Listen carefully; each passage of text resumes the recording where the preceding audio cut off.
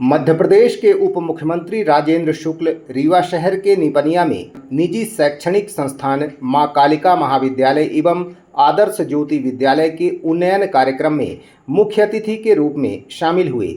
इस अवसर पर उन्होंने कहा कि रोजगारोन्मुखी शिक्षा युवाओं के लिए वरदान बनेगी। महाविद्यालय से शिक्षित होकर युवा स्थानीय स्तर पर ही रोजगार प्राप्त कर सकेंगे। श्री शुक्ल ने कहा कि शिक्षा व स्वास्थ्य के क्षेत्र में निजी संस्थान आगे आ रहे हैं। शैक्षणिक संस्थानों में संस्कार युक्त शिक्षा देकर आने वाली पीढ़ी को राष्ट्र को समर्पित करें ताकि हमारा देश उन्नति के पथ पर आगे बढ़ता रहे। कार्यक्रम को संबोधित करते हुए उप मुख्यमंत्री ने कहा कि रीवा का तेजी से विकास हो रहा है। निपनिया क्षेत्र में इस महाविद्यालय का विशेष महत्व है। इस क्षेत्र के सर्वांगीण विकास से महाविद्यालय में युवाओं को उच्च शिक्षा व रोजगारोन्मुखी शिक्षा मिल सकेगी। उन्होंने कहा कि आने वाली पीढ़ी का भविष्य उज्ज्वल है। रीवा में आईटी पार्क की स्थापना सहित रोजगारोन्मुखी शिक्षा के प्रयास जारी हैं। उन्होंने महाविद्यालय की सफलता के लिए अपनी शुभकामनाएं दी है। इस अवसर पर विशिष्ट अतिथि रीवा सांसद जनार्दन मिश्रा ने कहा कि शिक्षा केंद्र से राष्ट्र निर्माण का मार्ग प्रशस्त करने में योगदान दिया जाए। शिक्षा ऐसी हो जिसमें शोषण ना हो, वरन अच्छी शिक्षा देकर युवाओं को अच्छे नागरिक बनाने का कार्य किया जाए। विशिष्ट अतिथि के रूप में शामिल हुए सीधी सांसद डॉक्टर राजेश मिश्रा ने कहा कि उप मुख्यमंत्री जी का मार्गदर्शन महाविद्यालय को मिलता रहेगा।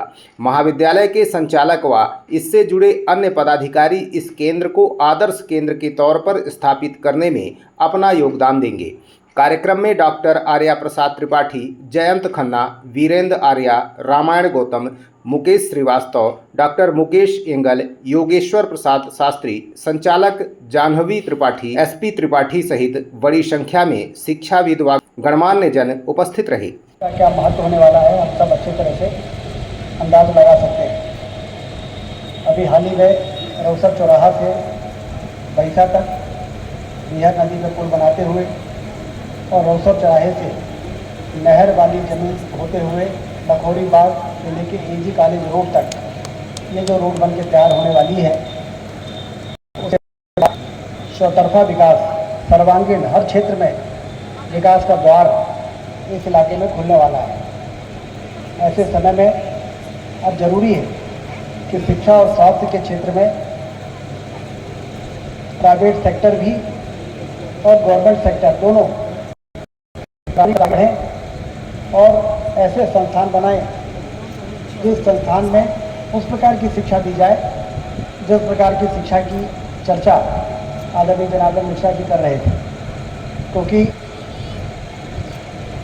एक कहावत है अंग्रेजी में, education without culture is like a flower without fragrance. यदि संस्कार विहीन शिक्षा होगी तो फिर उसी प्रकार से वो देखी जाएगी जैसे कोई देखने में बहुत सुंदर फूल यदि सुगंध विहीन है तो उस फूल की कोई कीमत नहीं है। त्वरित गति से काम नहीं किया तो फिर देश को वो राहत, समाज को राहत नहीं मिलती।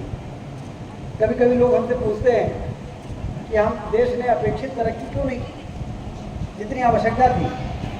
तो मैं निष्कर्ष से पहुंचता हूं कि अपेक्षित तरक्की इसलिए नहीं हो पाई क्योंकि हमारे देश में काम करने वाले लोगों ने समय पे काम करने की आदत छोड़ दी। जो काम एक हफ्ते में होना चाहिए वो एक महीने में करेंगे, एक महीने का काम 4 महीने में करेंगे। कभी कभी बल्लभ भवन बैठे हुए अधिकारी भी मुझसे कह देगा, ये दुस्साहस कर देते हैं कि साहब इतनी जल्दी क्या है। तो मुझे बड़ा तरस आता है उन अधिकारियों का। मैं उनसे कहता हूं कि जब तक आप रिटायर नहीं हो जाएंगे तब तक आप एक समस्या रहेंगे, क्योंकि आप समय पे काम करने को आप कहते हो कि जल्दी क्या है।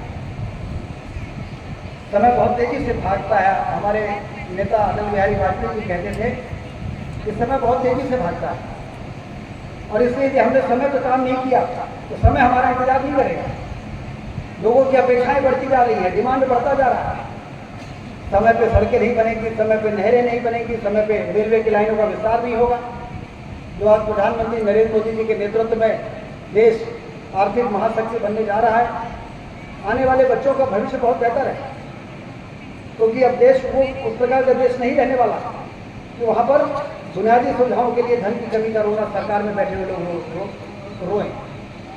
हम लोगों ने हमेशा देखा ये बाण सागर जीवनदायिनी योजना जब ये पूरा करने की बात आती थी तो उस समय के मुख्यमंत्री दिग्विजय सिंह जी कहते थे कि योजना तो बहुत ज़रूरी है लेकिन हमारे पास पैसा नहीं है।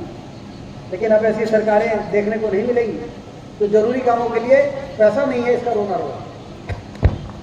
देश आर्थिक महाशक्ति बन रहा है। आने वाले